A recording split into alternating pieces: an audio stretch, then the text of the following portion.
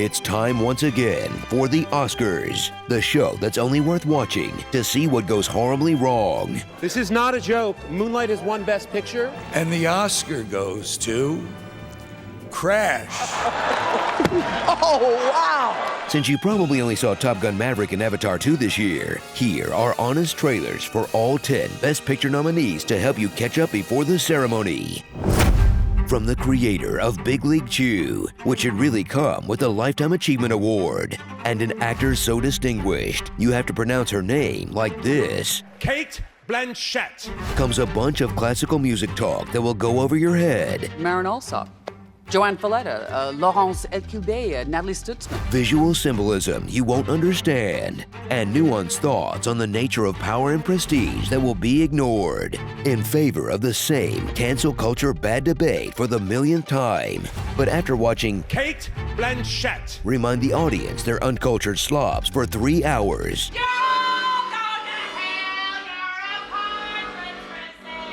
cheer as they finally throw the nerds a little bone at the end. Sisters and brothers of the Fifth Fleet, it's time.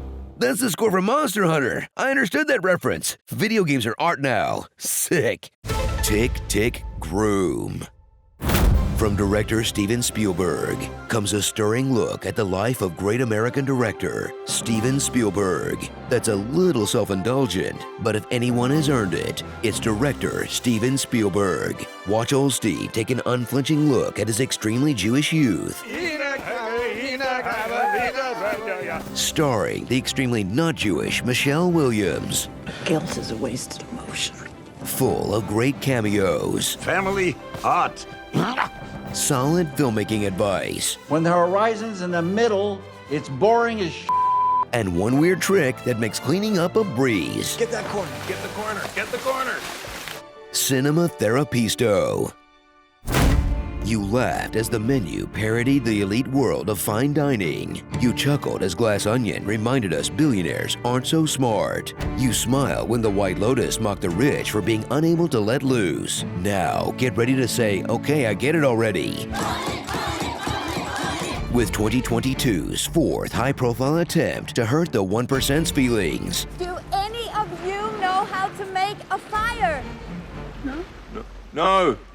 As Ruben Östlund takes aim at social media influencers, Russian oligarchs, I sell and champagne socialists in a film that struck a blow for the working class, taking the Palme d'Or at Cannes, and a whole bunch of Oscar nominations. Now win Best Picture, and rich people will have to change, right?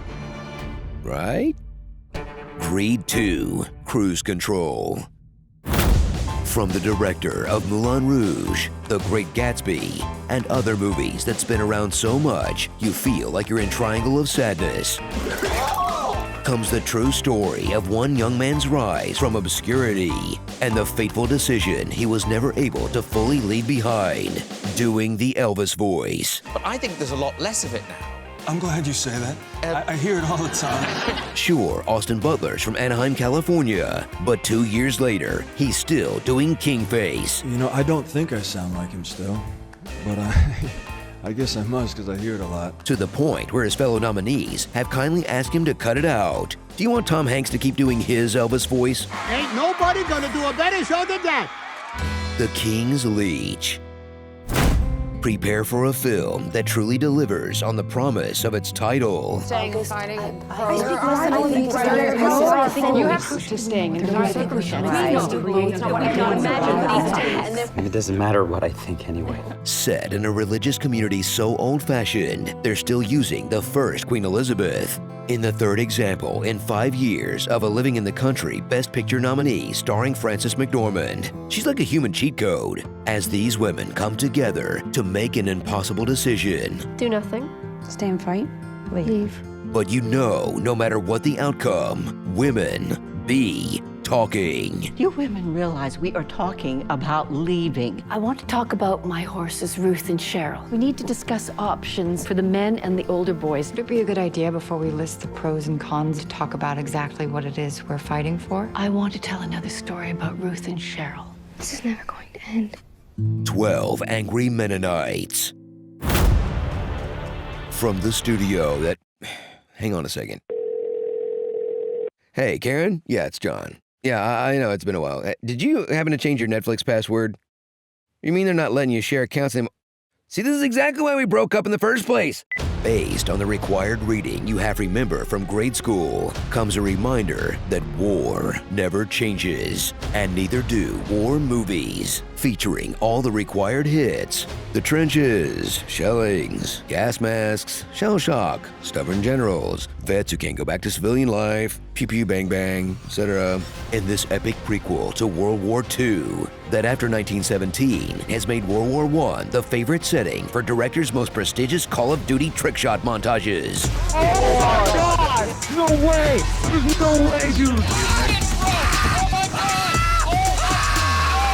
Woo! Kill streak tanks! Soldier Boy, tell 'em.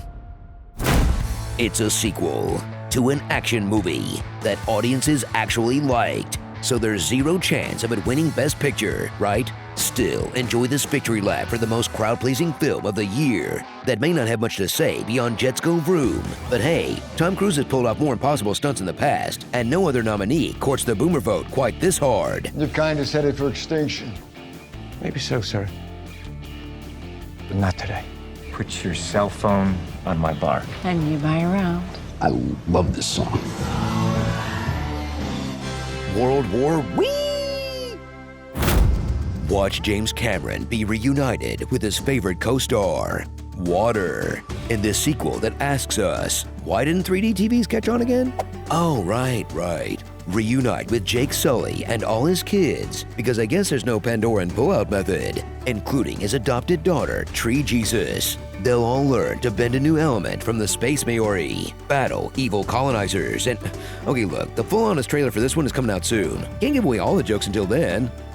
The Life Aquatic with James Cameron.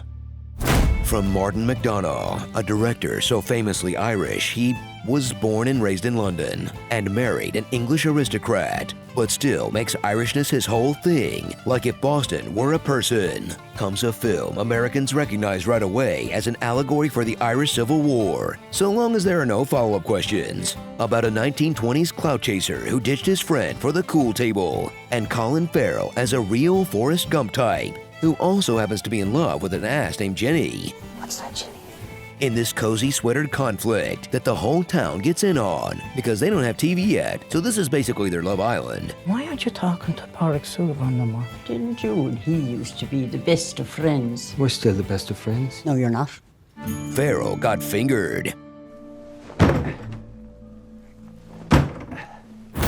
From the damn Daniels who brought you Farting Harry Potter Corpse and Alabamans a Horse comes the decade's best film about the multiverse. And that's saying something because Kevin Feige has been trying his best, okay? In this absurdist take on generational trauma, existential angst, and actors feeding each other their hot dog fingers, where even if you suddenly learn Kung Fu, the real takeaway is learning patience, kindness, and then maybe you should throw out your Trader Joe's everything bagel seasoning because it only leads to problems. Yo, 824 Raps.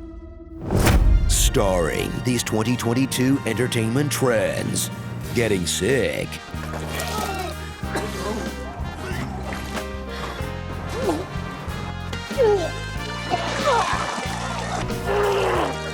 Extreme class divides. And fighting the rising tide of fascism.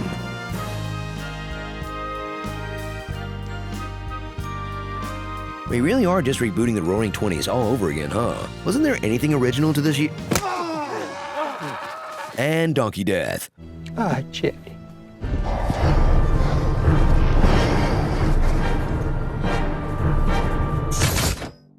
Oscars 1995. Wait, that can't be right.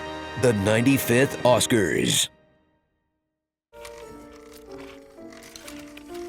Does he know? If you've made it this far, you might actually care about the Oscars, you sick little freak. We analyze the declining quality of Best Picture winners over time with actual objective data in an all-new episode of By the Numbers. Click the thumbnail on the right to watch exactly how, why, and where it went wrong. And the Oscar goes to Man Gets Hit by Football. Keep my wife's name out your ampersand number, dollar percentage ampersand mouth. I would have gotten away with it too if it weren't for those meddling screen junkies. You must gather your party before venturing forth.